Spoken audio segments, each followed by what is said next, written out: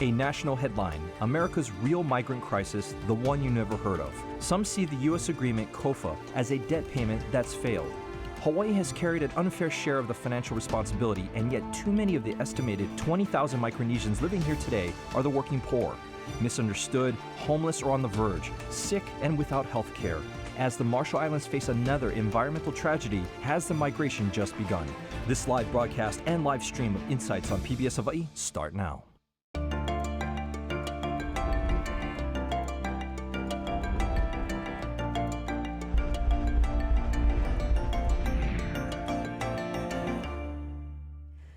Aloha and welcome to Insights on PBS Hawaii. I'm Laura Yamada. The Compact of Free Association, COFA, treaty was signed in 1986 between the United States and the Federated States of Micronesia, the Republic of the Marshall Islands, and later with Palau. Many believe the treaty was a debt payment for the impact 12 years of U.S. nuclear testing in this region has had on the people and their island homes. The agreement said the U.S. would promote self-governance and economic development so these nations would be self-sufficient. COFA citizens would also be granted the right to live in the U.S., where they can work or study and are required to pay local, state, and federal taxes. They are also permitted to join the military. Now, in the beginning, they were eligible for many of the same benefits as U.S. citizens. In exchange, the COFA agreement gives the U.S. military a strategic advantage, exclusive access and control of the region. 30 years after the treaty signing, the result has been worsening health problems, with Micronesians having the highest diabetes rate in the world, no real local economy, and no access to needed health care and education on their islands. In assessing the migration to Hawaii, today, many Micronesians have successful careers and live fulfilling lives. But Micronesians also represent a disproportionate percentage of Hawaii's working poor and homeless populations. Some say they wish to go home, but home is very likely in jeopardy due to the impact of climate change. Assimilation for Hawaii's Micronesian community has been slow. Cultural differences create misunderstandings. Tonight, we have with us people who will clear up many of the myths and stereotypes, as well as address future concerns. So we look forward to your participation in tonight's show. You can email, call, or tweet your questions, and you'll find a live stream of this program at pbshawaii.org and PBS Hawaii's Facebook page. All right, now to our guest. Joaquim Jojo Peter is originally from Chuuk, an island in the Federated States of Micronesia. He is currently working on a doctorate degree in special education at the University of Hawaii, focusing on immigrant families with special needs children. He co-founded the COFA Community and Advocacy Network, COFA CAN. Thomas Raffapi is from Yap, but is currently a Hawaii Island resident. He is a board member of Micronesians United Big Island, a Hawaii-based nonprofit organization whose mission is empowering Micronesians for greater self-reliance. He is the nephew of Mau Pi'ailug, the Micronesian navigator who taught Nainoa Thompson and other Native Hawaiians the lost art of traditional navigation. Joycelyn Josie Howard is from Chuuk. She attended the Community College of Micronesia and later transferred to the University of Hawaii in Hilo in 1989, making her one of the first Micronesians migrating here under the COFA Treaty. She is the project director of We Are Oceania, a nonprofit that provides resources and helps to empower Micronesians. Esther Kia'aina, who is originally from Guam, led the Office of Insular Affairs as Assistant Secretary of the Interior for Insular Areas under President Barack Obama. Prior to that, Ms. Kia'aina served as Land Asset Manager at her alma mater, Kamehameha Schools. She has also been with OHA and was appointed to the state DLNR by former Governor Abercrombie.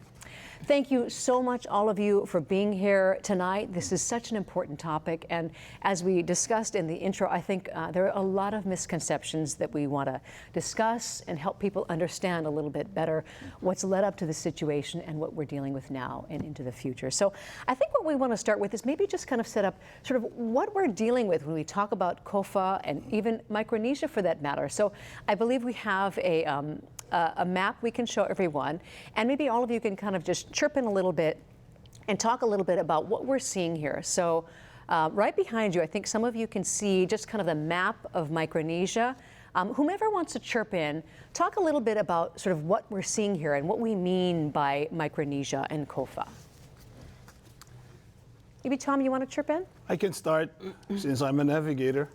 Good, perfect. I should know the area. All right. All the way to the west is Palau. The Republic of Palau is one of those COFA nations. To east of it is the Federated States of Micronesia, and that's in the Central Caroline Islands. And that's one of the COFA nations. And all the way to the east is the Marshall Islands, another COFA nations. And though Kiribati is part of Micronesia, and the Northern Marianas and Guam, they're part of Micronesia, but we're going to focus on our discussions on Marshall Islands, the Federated States of Micronesia, and Palau. Nauru. Go ahead. Nauru is also part of Nauru Micronesia. Yeah. So culturally, it's a wider location that encompasses Nauru, Kiribati, Micronesia, and Marshall Islands, and Palau, and also the Northern Marianas. And So Guam. let's- But politically, you have one Commonwealth, that's the Northern Marianas, a U.S. territory, that's Guam, and then these three nations that are under the compacts, three compacts of free association agreements with the United States. So you can see why there's a little bit of confusion because it's kind of scattered around in that area, and sometimes people have a hard time focusing on what exactly the boundaries are. So let's talk about the population a little bit. I think we have another graph kind of showing some of the population, how it's grown, how it's changed. Starting with maybe Micronesia, I think we have about a little over 100,000 in Micronesia. By Micronesia, you mean the Federated States Federated of States of Micronesia, correct. Yes, and that doesn't include the Republic of Palau, which has a smaller population, and the Republic of Palau, which has about 50-some plus thousand. Federated States of Micronesia, with that population about 100 and plus thousand, about almost 50% of that, majority of that is from Chuk. And it's interesting, we can see how the population up until about the 1990s or so was steadily growing. And then ever since then, it's kind of tapered off or flattened out. Yeah, that may be due to this phenomenon of Some of the health. out-migration. And the migration as well. So talking about the migration, I think nobody's quite sure. What's your understanding approximately as to how many people have migrated? It's maybe, I don't know, maybe not quite as big as I thought. I know that on the Big Island, we have, I would say, approximately 2,000 of people from the Micronesian Islands. Okay. I know that the last time we took a census of the Coastline people, let me kind of step back. Federated States of Micronesia comprised of four islands. That's Yap in the west, east of Yap is Chuk, east of Chuk is Pohnpei, and the easternmost island of Federated States of Micronesia is the Coastline Island. And we don't all speak the same dialect. So that's another difficulty that we do have. But we, on the Big Island, we try to take a census of how many people do we have on the Big Island. And the first group that we attempted to do was the Coastline, people from the Coastline Island, simply because they're the least populated. They have the least population. And on the Kona side of the island, we were surprised to find out that they had 700. Just the people from Coastline. It's hard to keep track, I think. Yes. I don't know if that's the way that the migration has led to this point, or as far as who's tracking what. And they've migrated elsewhere too. It's not just Hawaii. Oh yes. But it also has to do with the nature of the movement, that people don't necessarily stay in one place for too long. Right. And of course, there are those who have established themselves in locations like Guam and then Hawaii. But also lately, you also see, according to a recent study, that you see more and more people moving over to the mainland. Yeah, to the West Coast, continental Oregon, US, yes. yeah. And Washington. that population. Arkansas. And Texas. Nationally, the Office of Insular Affairs work with the Census Bureau to get an accurate number. And so that would be less than 100,000 people. If the number is over, which I've heard from many people, then they are not being reflected in the census count. The two islands, of course, that are most impacted would be the state of Hawaii and Guam. and I would put the numbers for both places at under 20,000. Under 20,000. Under 20,000 each, followed by some of the states on the western coast, as well as, again, Arkansas, and surprisingly, the state of Texas. So I know we're definitely going to get into sort of what the situation here is in Hawaii, no doubt. But let's step back a little bit and talk about sort of what it's like in Micronesia today. And a lot of this has to do with what's led up to today. You go back, I don't know how often everybody goes back to where they grew up, but I know you've all kept obviously in contact and with families and friends and head back from time to time. Give us a sense of today, of what it's like. Yeah, I was there. I was there on Satawal last year, October, and it's really different from the Satawal I left 30 years ago. For one thing, before it was people were sharing the resources that they have. They never knew what the value of cash, money. Right now, it's started to be like a cash basis economy, and there are some good and there are some bad thing that comes with that, because there are a lot of people that they do not have cash, to buy the things that they like, not necessarily what they need, but what they like. Now, why is it that they don't have the cash? Because there aren't working conditions there? There's no job. There's no job. If we explain this is going to be another talk, because I mean it's a really long story. It started from our history of we've been under 4 different colonial powerful countries, and coming from there to here, our way of life has changed a lot, and that has impacted our diet, even our health. And if you look at the stories of most of the Pacific Islands, we all have the same story where, long time ago we were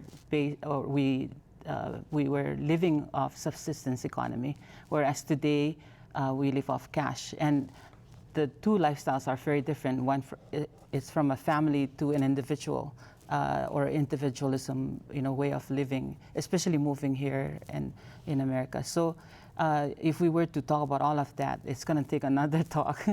Yeah. But as we touched on in the introduction, just to make sure people understand sort of what led up to this, the military is still, they essentially operate At will and freely in the area. In the area because of the COFA agreement. Yes. And back in the day when there was so much testing going on, that's part of why that sort of relationship happened. What is it, 67 nuclear tests back then? And mind you, that was only in the Marshall Islands. I think there's a lot of misunderstanding that everyone talks about the nuclear testing, but we're really talking about nuclear testing as it impacted the Marshall Islands. You, of course, have the Federated States of Micronesia and the Republic of Palau. There is no military presence there at the moment.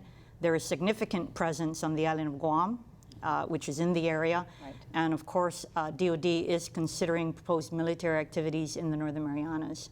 And so all of them are all interconnected in that overall U.S. national security strategy. Right. And given the situation in North Korea, people don't realize that the Marshall Islands is pivotal, because all of the tests that they are conducting from California is in conduct with the Kwajalein Atoll in the Marshall Islands. So to this day, the military wants to hold on to their strategic advantage in that area, and that's why, even though there isn't a lot of political clout within that area, there is a strategic advantage. Well, it's both having a presence, but also strategic denial. Historically, after World War II, of course, that denial was to Russia.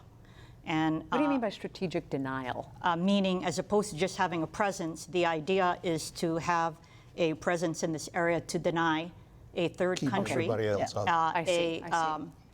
a hostile nation that the United States would not want to have a presence in that area, to deny them access to those countries. And after World War II, national security strategy primarily focused on keeping Russia out, and currently, of course, it would be the Republic of China, where they currently, and people may want to talk to, it's a big concern if you talk to any of our U.S. intelligence agencies that it is no secret that China has a large presence, especially economic presence in all of the islands, regardless of having a military presence there. You're going to say, Joseph? Yeah, I just wanted to add to what Esther had mentioned. If we were to go back to the map that you have shown in the beginning of the show, like also said, it's an expanded area. It's a huge area, ocean mass. However, if you look at that area, it's strategically, the location, it's shielding, like United States off from so if you look at that, Hawaii is right north, and if you look beyond the east of Hawaii, that's the United States. So we're right in that area protecting United States and the allies. Especially in the Western Pacific. And Guam, of course, as a U.S. territory, is the linchpin.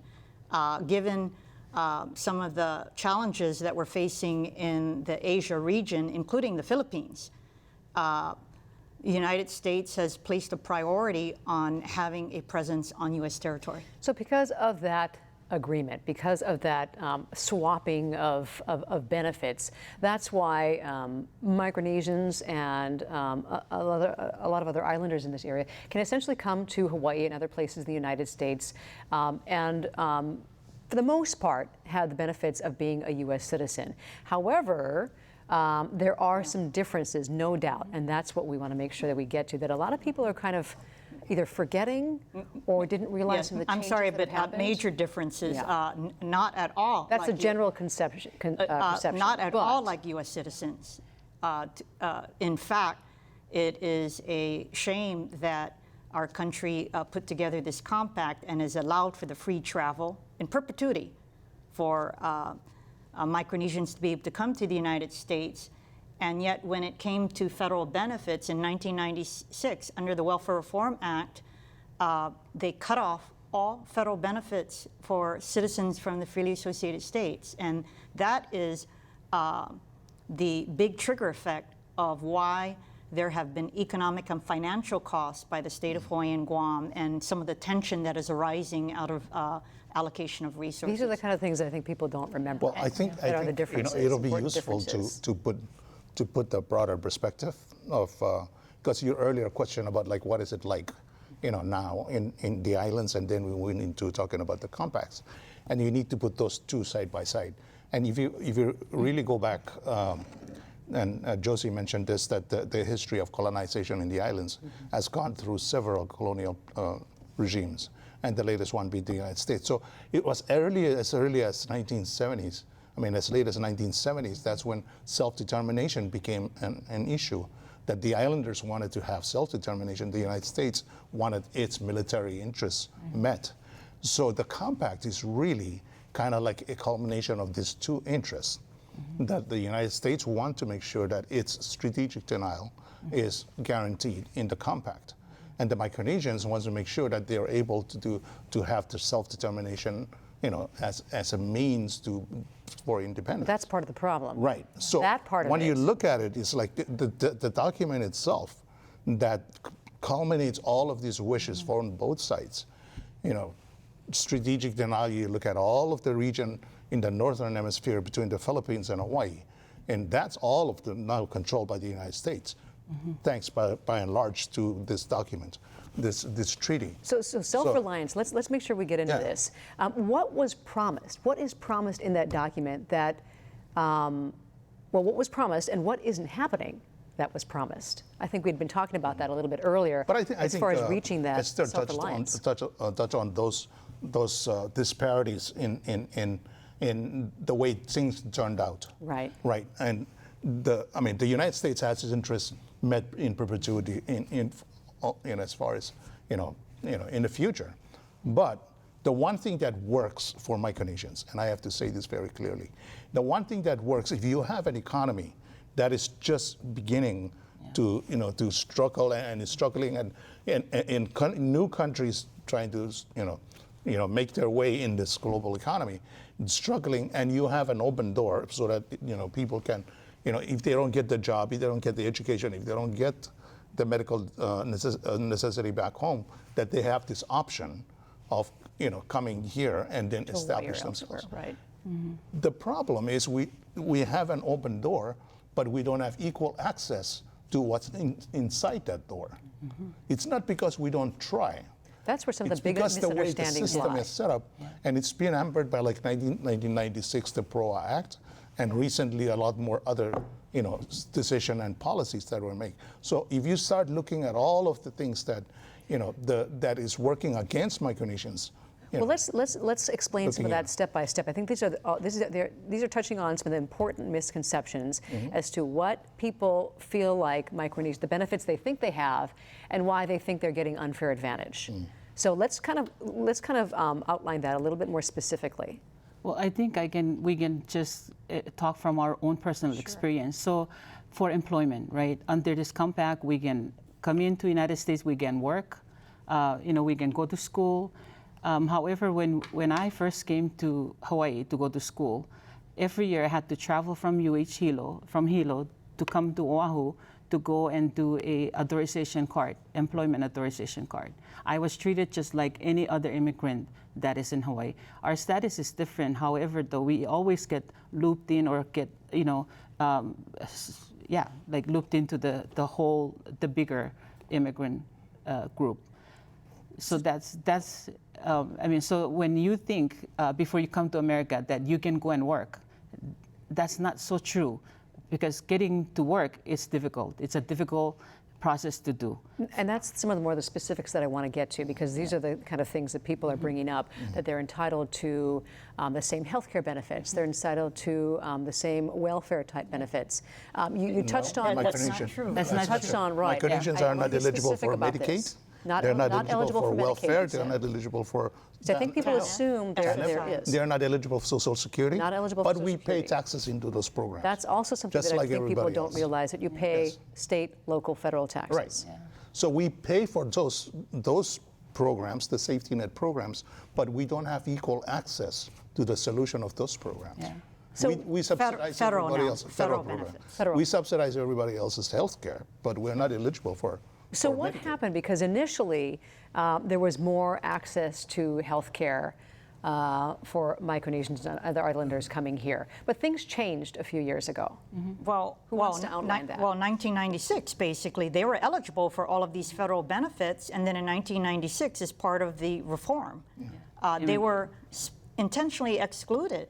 And it's been a travesty. Explain specifically what happened, because not everybody knows. Well, minimally, everyone thought it was the exclusion of Medicaid, TANF, food stamps, and supplemental security income.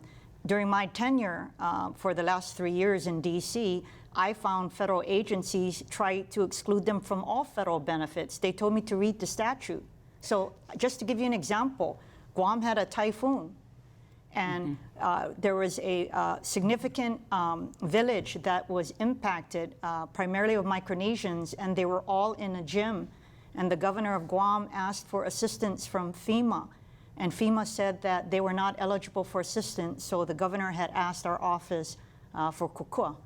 And we provided them because the families needed to move out of the gym into temporary housing. How is that fair? And so, while I appreciate people looking at the Medicaid aspect, I'm sorry, the Medicaid aspect is only one part of it. So all federal benefits. So initially, They were back eligible. then, what was happening on the federal level, they were pulling back and they were taking away benefits. That's correct. And then it started to, as time progressed, we started to see things happen more on the local and state level. Yes, and then as what well. happened initially, the federal government was only looking at a couple of programs, and in recent years, what I'm finding is it's all across the board. And so as a result, again, the state of Hawaii and the territory of Guam have been shouldering the financial costs, and I believe that that has not been helpful because it's increasing ethnic conflict. And just because I know my family's listening, if you don't mind, I need to clarify that while I was born on Guam, I'm ethically Native Hawaiian. Okay, it's important. Ethnicity is very important because every one of the individuals here are proud of their homeland. And both of my parents are from Kalama'ula as well as Kalihi, so I just wanted to make that clear.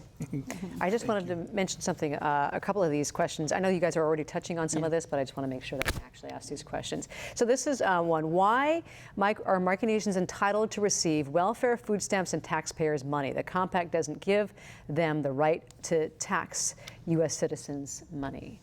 That's coming from someone here. So on Oahu, that is an inaccurate statement. They are not eligible. Okay, No, see, not that's, eligible just for want to it. make sure, I want to ask. But I want to specifically add for something people. to that, though. We are taxpayers. I work and I pay tax, federal, state, and Social Security. I pay everything that any other regular citizen pays.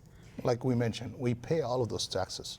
We are taxpayers, And this but is, we don't have equal access. to this is those another one that I think is you've essentially answered, but this is another one from Ken. It was the U.S. government who made the compacts of free association with various island groups, but it is Hawaii taxpayers who must pay for schooling, housing, healthcare, welfare, etc.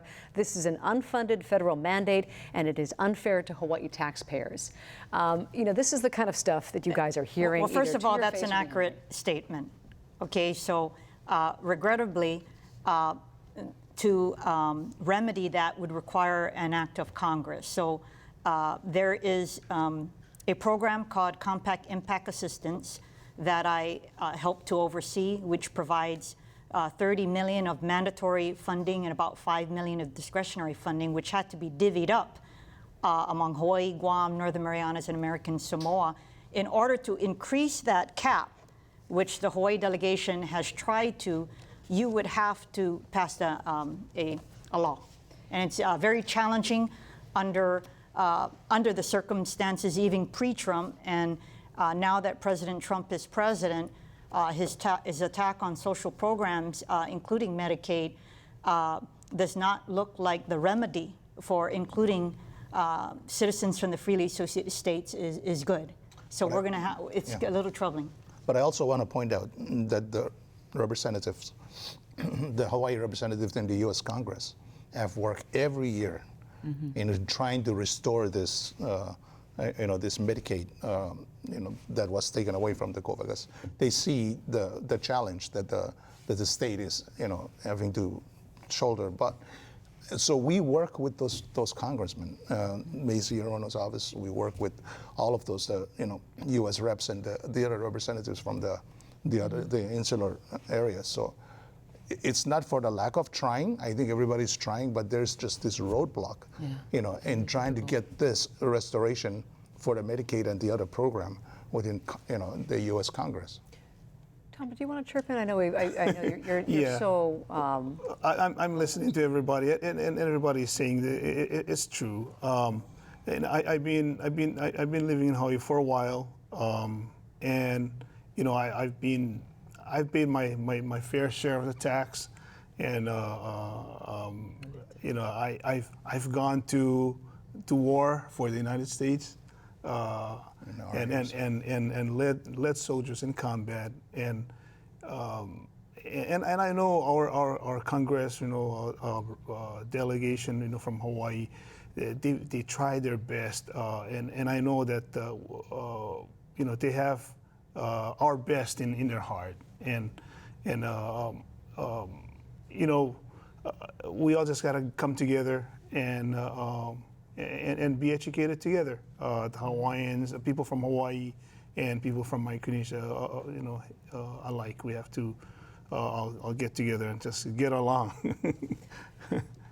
I want to add, in the same direction. I want to add that I think we're all in the same boat, and we have to come together. What's happening to us is happening to Native Hawaiians. I actually learned when I came here. I learned about the history, and and that's when my eyes opened up and I realized what's going on with us. It's happening to indigenous people. It's happening to people, that are from smaller communities, especially the Pacific Islands. So I think we need to come together instead of pointing fingers to each other and attacking each other, but come together and help each other out. The bigger voice we have, the better battle we can fight. And we can help our Congress to fight this and to get this passed. Well, we're going to talk a little bit more about how we can move forward, but I want to touch on a couple more things before we get into talking about some climate change. Healthcare criteria, I want to make sure I kind of get a little bit more specific about that. What exactly do, say, Micronesians and other islanders coming here need to do to qualify for healthcare, and what exactly are they getting today? Well, they're not getting the MedQuest. I mean, as a group. And what is MedQuest is the state Medicaid program. Okay. First, we're not qualified They for used Medicaid. to get that, but that changed. Yeah, with we're the not legal qualified for administration Medicaid. 2014. Now, there are certain portions of the population that the state of Hawaii has decided to pick up on the MedQuest program. Okay. And that is the elderly, 65 and above, children, 18 below, pregnant women, for 2 months after they give birth, they have to get off the program, and disabled, and blind and disabled. So they can get what's somewhat similar to Medicaid. But there is a large group there, no matter what the income is. If you're not pregnant, you're not old, you're not young, or you're not disabled, then you are not entitled to either Medicaid or MedQuest, which is the state. You have to go on the Obamacare. Diabetes and cancer. Doesn't matter. You have to put on the Obamacare. Yes. It's not Now, covered. the thing about the Obamacare is it's a collection of private insurance, plans. They try to make it affordable, but they're still paid insurance. The state also put up like what they call the premium assistance program to help pay for the premium for those at the zero income level. But by and large, you still have to pay for co-payments and all of this stuff. So there's, for a significant number of islanders coming here, they're either getting no or very minimal coverage or limited coverage. That's correct. One of those selections. It's Yes. not anything like State and federal. what U.S. citizens are getting. So what we see, and I do healthcare outreach in the community, what you see is you have people, you put them on the Obamacare. Months later, they're off it because they can't pay for I see. so you have to try to put them So back on that's again. not necessarily an option either. No, because the way the system is set up, this is not set up for people on the 0 to 100. Zero to 180. 130% poverty level income. It's set up for people above that who don't necessarily qualify for Medicaid, but just have enough income to be able to buy this insurance on Couple the quick marketplace. rapid fire questions. Do COFA migrants receive U.S. citizenship? No. They do not, right? And another question, COFA migrants eligible for Pell Grants or financial aid? Yes. But that was a But- reform. It has to go through reform. In the beginning, we were not eligible for it, and we're still not eligible for Pell Grant. Loan, any federal loan or student loan.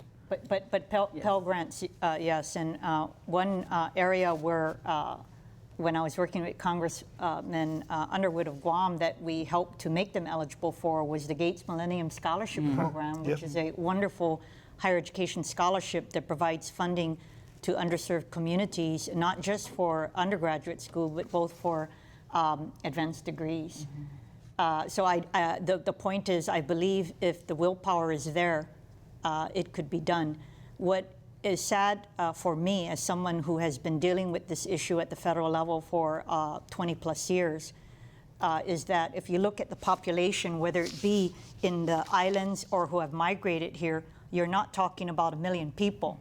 You're talking about 100,000 people nationally, 100,000 people in Federated States of Micronesia, 52,000 people in the Marshall Islands, and about 20,000 people in Palau. Hypothetically, even if we were to allow all of them to have U.S. citizenship, it wouldn't hurt the United States. And I'm hoping that as the economic provisions expire in 2023 under the compact, which is going to have a significant impact potentially on migration, that the leaders of Micronesia, as well as federal policymakers, reevaluate the eligibility for federal programs separate from the economic provisions, which is monies that we give directly to the governments.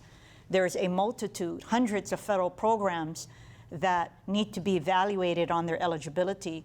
But I think one thing that should be tossed on the table is U.S. citizenship, because barring re-eligibility for a multitude of federal programs of FAA citizens specifically, it's a tough road ahead. So you tell me, after potentially an increase in migration for health and education purposes and potentially climate change over the next 20 years, what is in the best interest of the United States? You just led into what we want to cover next. So good job. You just cued right into that. There's so much to talk about. We knew we'd have a lot of questions too, but we want to get a little bit to why some Micronesians don't want to just stay in Micronesia. And I know we talked about some of the access to healthcare and whatnot, but there's another issue too. So we have a video from PBS Learning Media. We can hear firsthand from people living in this region who see the change in their environment every day. Take a look. Micronesia is many things to many people. 2,000 islands spread over 2,500 miles of the vast Pacific Ocean. Micronesia is home to 500,000 people, 1,400 species of plants, including 200 found nowhere else in the world, 1,300 species of fish, 483 species of corals, 85 species of birds, and 66 species of plants and animals listed as endangered or threatened. Lately, there is a sense of unease. Throughout Micronesia, many things have been changing, and not for the better. A good fisherman, you can say, it takes a day to get a good catch. 10, 15 years ago, you can go out and it takes maybe half day, and you come with 200-300 pounds of fish. Before, it's all natural, so the water, before it hits the ocean, it's white water, it's clean. Not like now where it's like a red, brown, because of the lot of mud are washing out. Something's not right. Now, it's different from other years. Water tide is going stronger, so we don't know what we're gonna do. Better we go up on the mountain and stay, because maybe 2 years later, tide is bigger than this. I myself and my own family, we own a deed to a little islet that's gone. So we actually have a certificate of title to a little islet that's no longer there. So it's gone and underwater. So sometimes very hot. We can see the coral bleaching, and it shows that maybe the temperature becomes very hot. And so we don't know what to do. What is driving the decline in fish stocks? What is causing once beautiful coral reefs to lose their color and die? Why are water levels now rising, flooding homes and farmlands in the process? Why do strange weather patterns persist, with storms battering the islands more frequently than in the past? And why at other times are much-needed rain clouds disappearing, leading to sustained periods of drought? So, Tom, we were talking about this before the show, and you've experienced it. You've talked to a lot of friends and family. yes, when I went back to Sarawak, I walk in the taro patch just to see the taro patches, because I've heard so many stories about the taro patches being dried up or inundated with salt water. I went in and what used to be just green, vast taro patches were just a lot of brown patches, more than green patches. And when I talked to the people there, they said they had to start bringing out their taros to the higher ground because salt water was coming out from underneath. And then I went to another island, my wife's island, and in Waiʻi, the island named Tagailap, where it used to be, where the canoe houses used to be. The canoe houses were not there anymore because the trees start falling into the water. So we were talking about the island getting smaller and smaller, and it's alarming to them because in their lifetime they could see that the island is just falling into the water. A lot of trees, coconut trees, food trees, what used to be there they harvest the, for to take care of their families. Now it's falling into the water. And that really So it's real. That leads into one of the questions by the viewers. It says, I'm a high school teacher with dozens of Micronesian students each year. What's being done to improve nutrition for families? And this is such a tough situation because of what you've talked about and the supplies provided by the U.S. government because of what happened with the military situation. A lot of it packaged foods, prepared foods that I think has contributed to some of the health issues with Micronesians and some of the other islanders. So how do we discuss this in light of what's happening because of climate change, what's happened because of military?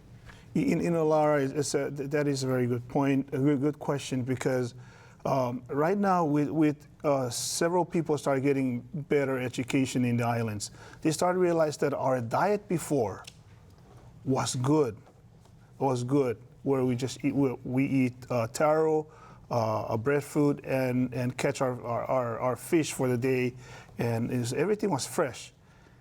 And with the rising tide, we cannot really plant the fruit trees that we wanted or that we needed because it's all inundated with water, salt water.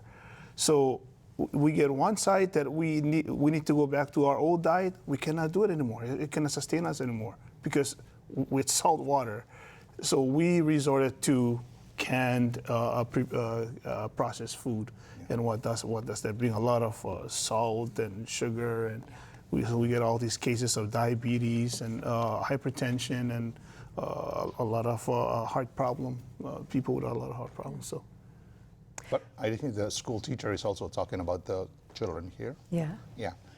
And I think this is something that it's more complicated and complex. And it's not just particularly Micronesian children who are judging. I think it's the groups that are traditionally large, and they rely on each other, to the extended family, to for support. But I think what's happening here is, especially with the Native Hawaiians and the Micronesians and the other Pacific Islander families, so although they have this network, back home or here, but it's gotten to the point where these networks are also stretched to the max. And in a situation where, sure, there's a network that you rely on, but this network of family support is getting more and more stretched to the limit. And I think, we need to understand that from that perspective. Well, that, there's just very little resource to go around. This leads into some of our questions and some of the things we discussed earlier about issues with between resources and cultural necessities between Hawaiians and Micronesians, or with both of them, and also with the fisheries, something that you've been dealing with a lot. I'll get to a couple of quick questions here also with this discussion. This is from Bill in Waimanalo saying, why is there a clash between Hawaiian resourcing and Micronesians in regards of fishing? Micronesians are overtaking resources and lack of Hawaiian tradition and respect for the water. But this is from another viewer who says, I think it's also unfair. It's fair to discuss cultural animosity on this subject. Native Hawaiians have been displaced as well as others from their Aina. So there's, unfortunately, as we've been talking about, there's so many similarities between these cultures and what they've done over the years, over the generations, to survive and to use the natural resources around us. And now it's creating this issue and this divide between Native Hawaiians and Micronesians and other islanders. That's the only thing I would like for the others to, to talk about this. But one thing I believe is necessary is that, given that there are a lot of parallels between our Native Hawaiian and Micronesian communities, it's really incumbent upon leaders in the Micronesian communities, traditional leaders as well as faith-based leaders, to work not only in communities that are impacted, but also with some of the lead organizations, in particular the Office of Hawaiian Affairs, who in concert could work with law enforcement agencies to educate each other on our cultural traditions, to alleviate some of the tension. Waimanalo in particular clearly is impacted. They've been impacted for years, and they have wonderful community leaders who express frustration about the depletion of resources. And I think that if we had forums to bring the communities together, because I do know that some of the families are just simply trying to feed their families, but at the same time, in their own homeland, they also respect the local culture, in this case, the Native Hawaiian community, who believe that the continuing pillaging of the reefs will diminish resources for the future. Yeah, Tom can talk to the programs that they have in Hilo. Yeah, it's a good example of how the community can get together with it.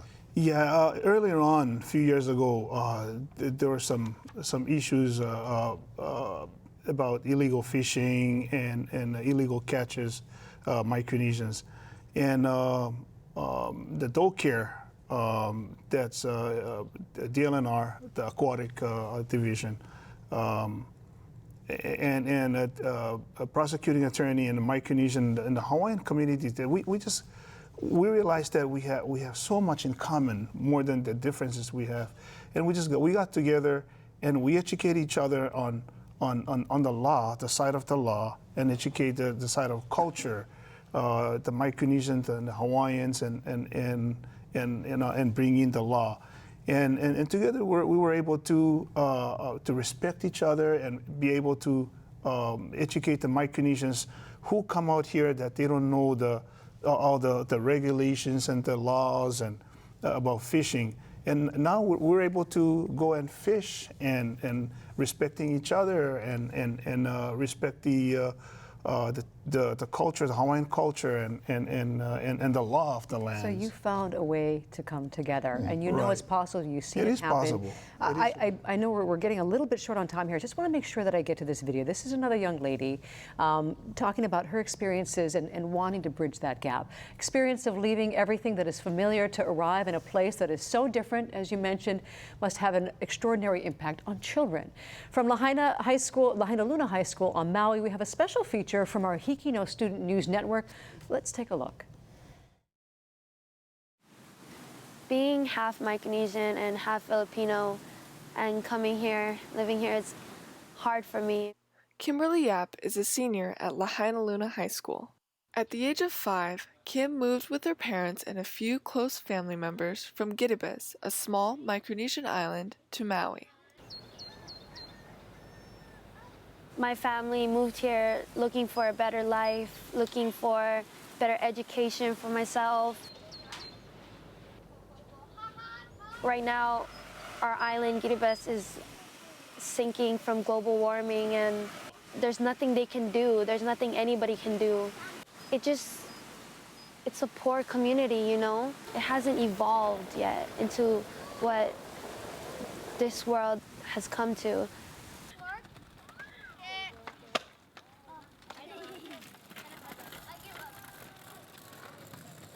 Me and my family are deciding whether I should go back to my island after graduation or save the money for college. We're just kind of in a stump right now because we don't know what we're gonna do. My family's trying to teach me one culture, and then I'm living in another culture, so what culture do I live in, you know?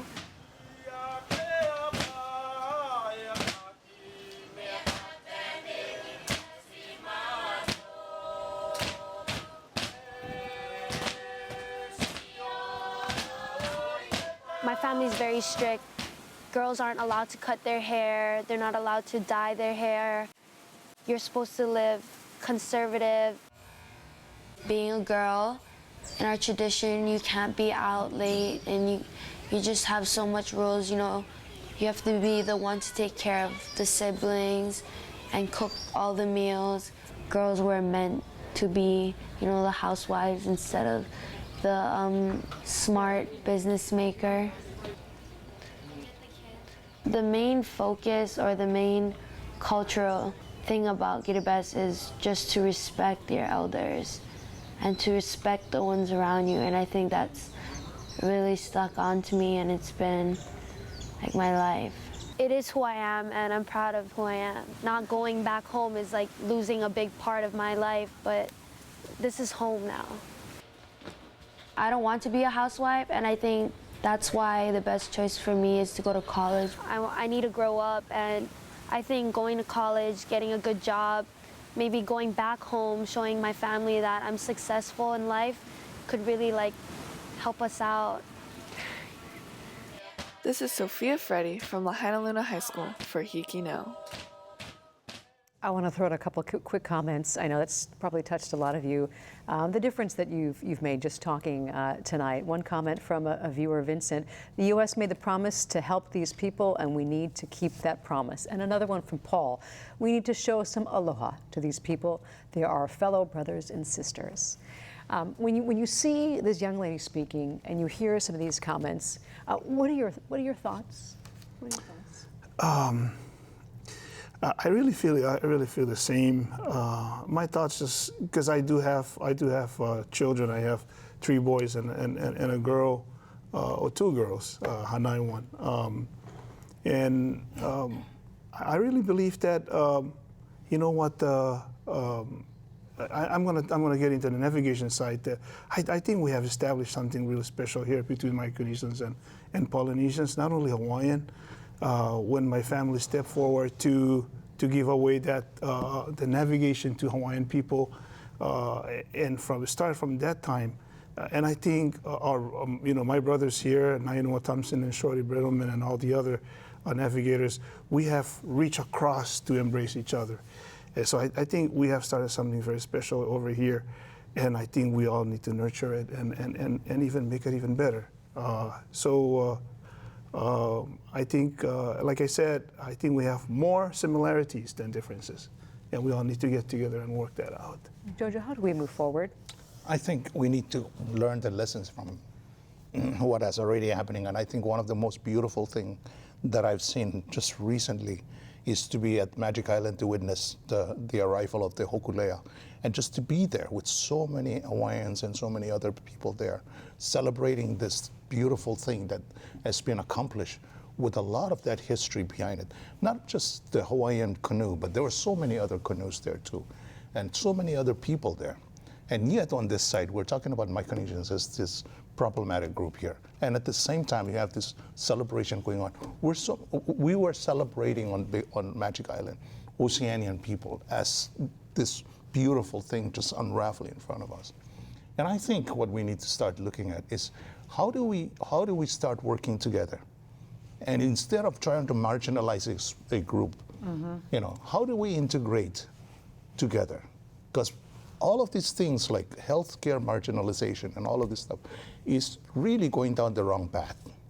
You will continue to marginalize a group of people with policies that are not conducive to getting the community together. Esther, on a federal and state level at this point, with so many cutbacks, realistically, what do you feel we need to do at this point? I think it is probable, again, given the numbers that you're actually talking about, for leaders from the communities, as well as you always are going to have the Hawaii delegation rooting for you, as well as your ambassadors in the United States and the various federal entities, and say with the expiring provisions in 2023, you are potentially setting not only those who are going to migrate here potentially, but also the jurisdiction's impact for failure. And as a result, United States, please reevaluate the underlying moral obligation and commitment that you have made to the people of Micronesia. So for the people who are still not quite sure if they're believers, that they feel that the benefits aren't equal. It's not fair to the people in Hawaii. It's not fair to U.S. citizens in some shape or form. How do you describe how this benefits everyone? To move forward in this way, to make sure that all of these islanders are being cared for and get the kind of health and benefits that everyone deserves. The improvement of the quality of life of the people of Micronesia here in the state of Hawaii helps all of the people of Hawaii. Yeah. You know, we talked only about fisheries management a little bit as one of the issues of contention, but in the issue of homelessness, there is a great percentage of Native Hawaiians who are homeless. Let us work together as communities to empower both the Hawaiian and Micronesian communities so we can kukua each other. And housing, no matter where you are, in a house or without a house, we're all interconnected. Yeah? Josie? I just wanted to echo what Esther said, and it's about being connected. And we are Oceania, that is one thing that we are Oceania symbolizes, the connectivity of the ocean, the ocean connecting all of us. And I think there's that need not only to connect on a cultural level, but we also need to connect on a state and federal level. There's that very famous saying that says, united we stand, divided we fall. It's very, very true. And we come from community. We come from community cultures. And when the community is together, we can accomplish incredible or impossible work. When the community is divided, you cannot accomplish anything. And so I think through that connectivity and through working together on all the levels that are needed, that we can move forward. Resources for people who want to learn more, to get the kind of facts that they need to know today? Well, you can contact We Are Oceania at 808-5. Sorry. It's online. 808. Yeah, it's online. Yes, We Are Oceania, and our number is there. You can email us. You can also call us. And the establishment of the One Stop Center was an effort, a federal effort that I actually worked on with the various communities as just one small way of helping to kickstart the empowerment of the Micronesian community. And Senator Hirono's office worked tirelessly to help. Yes, and I want to add it. We've got about just a couple seconds left. Okay. I'm so sorry. We're about to wrap it up. All of our guests here tonight, so grateful to have you here. And of course, resources in our community that are going to be here for a long time. So thank you so much to all of you. I am Laura Yamada for Insights on PBS Hawaii. Ahui ho.